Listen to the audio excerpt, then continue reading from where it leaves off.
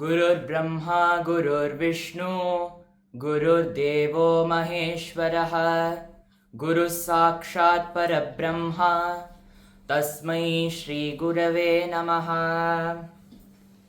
देवी भागवतम् एकादशोऽध्यायः। देवीस्तुति। ध्यानं बालरविद्युतिमिन्दुकिरीटां तुङ्गकुचां नयनत्रययुक्तां स्मेरमुखीं वरदाङ्कुशपाशा भीतिकरां प्रभजे भुवनेशीम्। ॐ ऋषिरुवाच देव्याः ते तत्र महासुरेन्द्रे सेन्द्रासुरावह्निपुरोगमास्तां कात्यायनीं तुष्टुवुरिष्टलाभात् विकाशिवक्त्राब्जविकाशिताशाः। देवी प्रपन्नार्तिहरे प्रसीद प्रसीद मातर्जगतोऽखिलस्य प्रसीद विश्वेश्वरि पाहि विश्वं त्वमीश्वरी देवी चराचरस्य आधारभूता जगतस्त्वमेका महीस्वरूपेण यतस्थितासि अपां स्वरूपस्थितया त्वयैत दाप्यायते कृत्स्नमलङ्घ्य वीर्ये त्वं वैष्णवी शक्तिरनन्तवीर्या विश्वस्य बीजं परमासि माया सम्मोहितं देवि समस्तमेतत् त्वं वै प्रसन्ना भुवि मुक्तिहेतुः विद्याः समस्तास्तव देवि भेदाः स्त्रियः समस्ताः सकला जगत्सु त्वयैकया पूरितमम्बयैतत्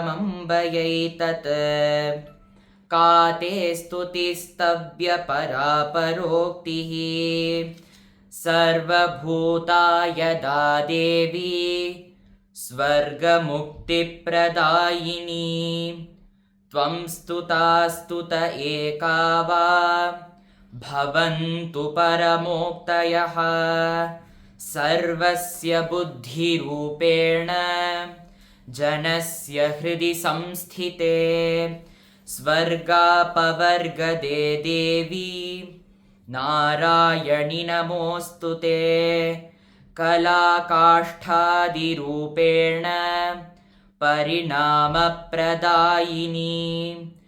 विश्वस्योपरतौ शक्ते नारायणि नमोऽस्तु ते सर्वमङ्गलमाङ्गल्ये शिवे सर्वार्थसाधिके शरण्ये त्र्यम्बिके गौरी नारायणि नमोऽस्तु ते सृष्टिस्थितिविनाशानां शक्तिभूते सनातनी गुणाश्रये गुणमये नारायणि नमोऽस्तु ते शरणागतदीनार्त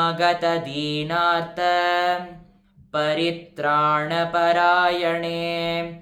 सर्वस्यार्तिहरे देवी नारायणि नमोऽस्तु ते हंसयुक्तविमानस्थे ब्रह्माणी रूपधारिणी कौशाम्भक्षरिके